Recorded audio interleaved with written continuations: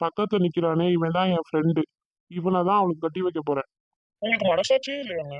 எப்படியும் அவருக்கு உங்க வயசு இருக்கும். நீங்களும் கல்யாணம் பண்ணிக்கலாம். அவ வாழ்க்கையும் கெடுத்துறாதீங்க. எனக்கு கல்யாணம் பண்ணி கொடுக்கலன்னா கூட பரவாயில்ல. ஆனா இப்படிலாம் ரொம்ப வயசானவங்களை கட்டி கொடுத்து அவ லைஃப ஸ்பாயில் பண்ணிடாதீங்க.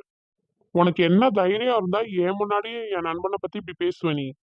ஏன்டா கோவப்படுற? உண்மையதானே சொல்றாங்க. நானும் இதுதானே ரொம்ப வருஷமா உன்கிட்ட சொல்லிட்டு இருக்கேன். உன்னை பத்தி யாருக்கு தெரியுதோ தெரியலையோ, எனக்கு நல்லா தெரியும். உனக்கு பிடிச்ச பொண்ண உன்னை கல்யாணம் பண்ணிக்க முடியல அப்படிங்கறனால இப்ப வரைக்கும் நீ கல்யாணமே பண்ணிக்காம இருக்க. அட்லீஸ்ட் உன் தங்கச்சிக்காவது அவளுக்கு பிடிச்ச பையனை கட்டி வைடா. நல்லா சொல்லுங்க தம்பி. அவ ஒன்னதான் கல்யாணம் பண்ணிக்கணும். அப்படி இல்ல முடியாதுன்னு சொன்னா நான் அவ கல்யாணத்துக்கு வரமாட்டேன். அவ கூட இனிமே லைஃப்ல எப்பயுமே பேச மாட்டேன். அவ மூஞ்சிலேயே நான் முழிக்க மாட்டேன். அம்மா, அவன் கிடக்குறாம்மா. நீங்க பேசுங்க.